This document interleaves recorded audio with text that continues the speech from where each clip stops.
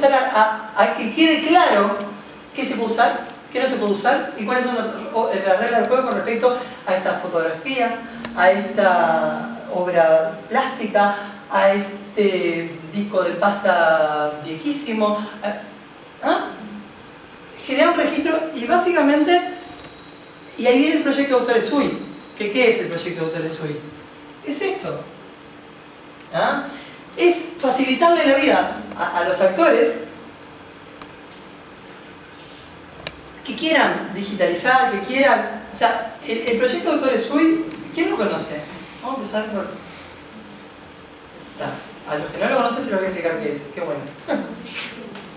Ustedes cuando no entienden, díganme. Porque yo parto de la base de todos, hay presupuestos, preconocimientos que de pronto no están.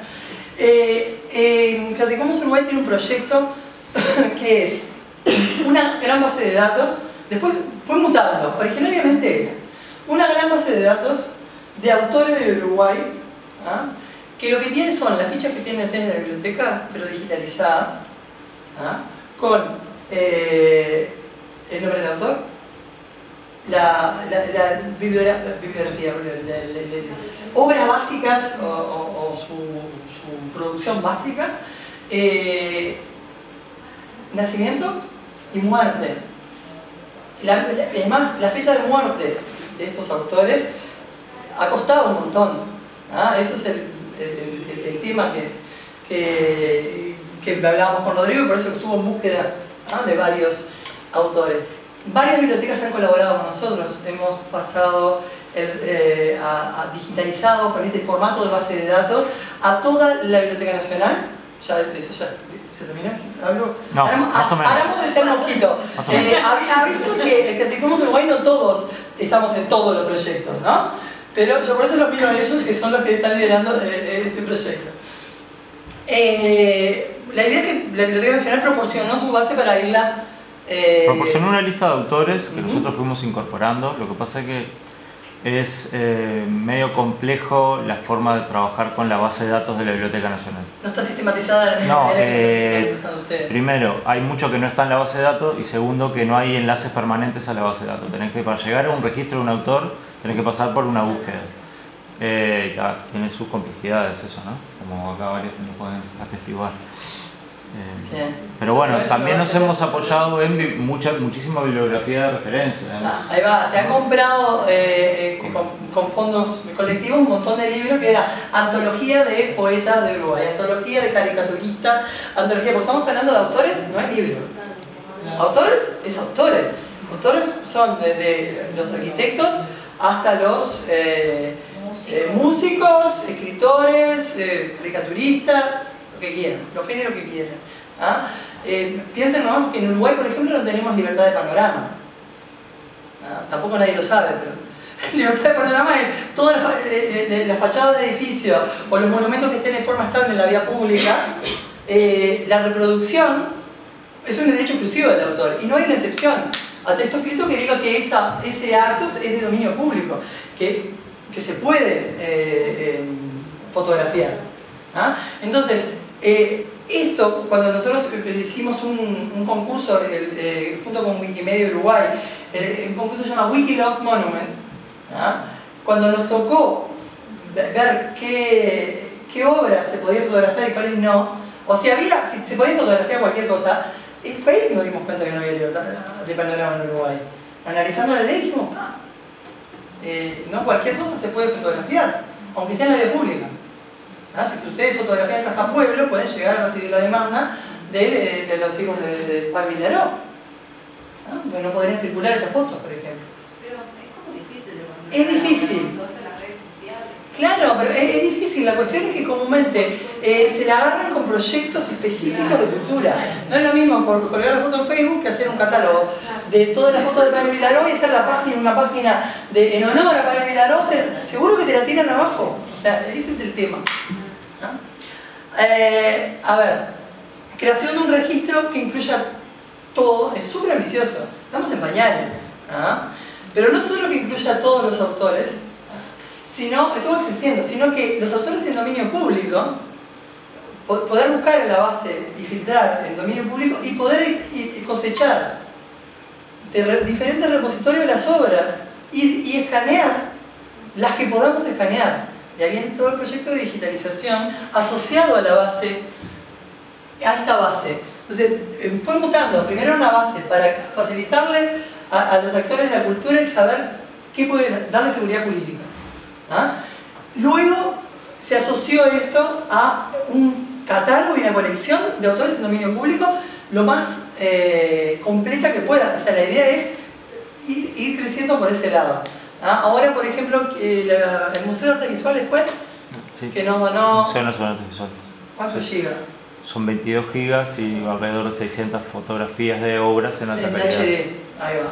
De las cuales hay que ver cuáles están en dominio público y cuáles no. Pero igual es una donación increíble. Claro, o sea, y empezar a recibir donaciones.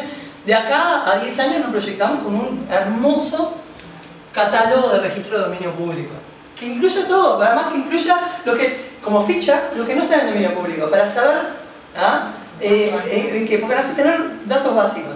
Y a su vez nos integramos al catálogo de datos abiertos de Uruguay, del Estado de Uruguay, nos integramos todos esos datos para que quieran levantarlo en diferentes formatos, y para además que nos ayuden a ponerlo en un formato de base de datos, porque se puede, con un buen formato de base de datos abiertos, se pueden hacer muchas investigaciones.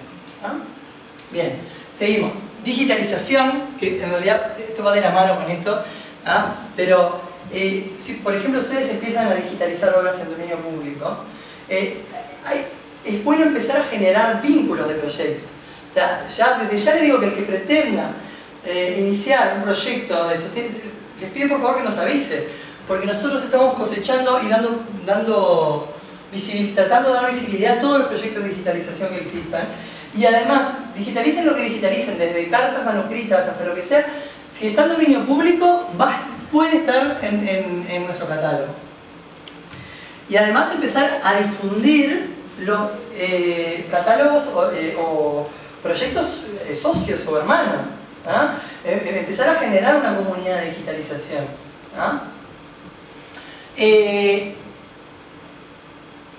Digitalizar no es nada, no tiene ningún sentido, sino lo ponemos a disposición en la web. Hoy afuera estábamos hablando con una compañera que me decía, sí, pero ahí viene todo el tema de las políticas de digitalización institucional, porque hasta lo digital necesita una política de preservación. Yo les contaba el caso del Bicentenario, la oficina de Bicentenario del MEC.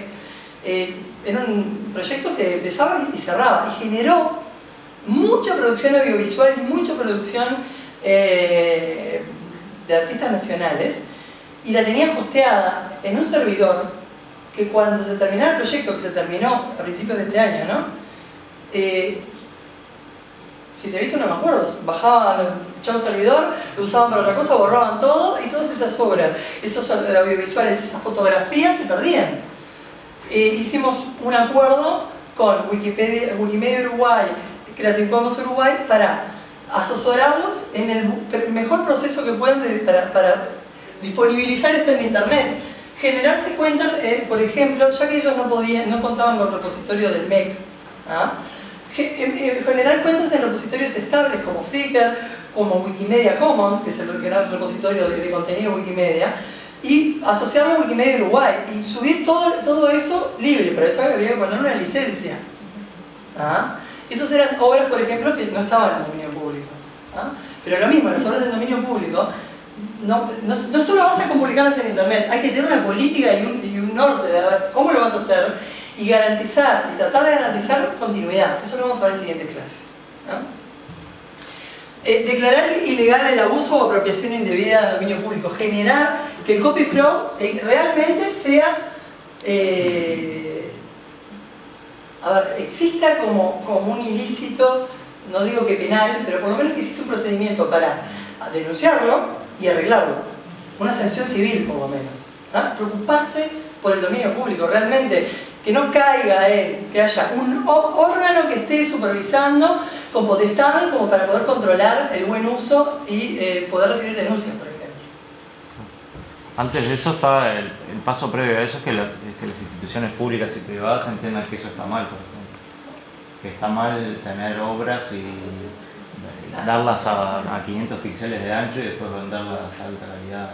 Pero si la ley no dice nada, claro, está mal, sí, está mal. está mal, pero antes de convertirlo en un ilícito o en algo penable, me parece que es importante que hasta las propias instituciones estatales que tenemos, que no siempre lo ven como un problema, a veces.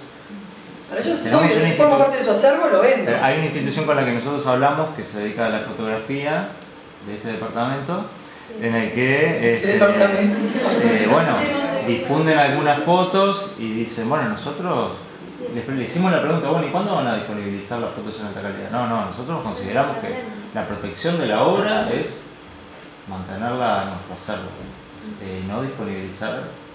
Y es una visión. Claro, es una visión el de me guardo todo, pero porque lo tengo yo y nadie más, y soy el dueño del acervo, y nadie más que yo tiene esto. Es como tener un diamante en tu casa y mirar, sí, yo qué sé, pero...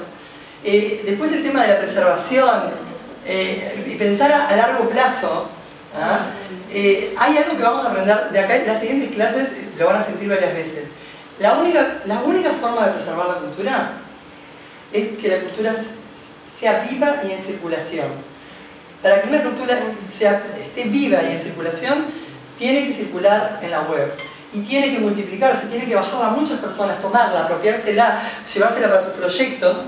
Y si muere mi servidor, yo sé que hay un montón más que como estaban habilitados se lo llevaron y lo utilizaron. Y de alguna manera lo voy a poder rescatar. La única estrategia más eficiente de preservación de la cultura es hacerla circular.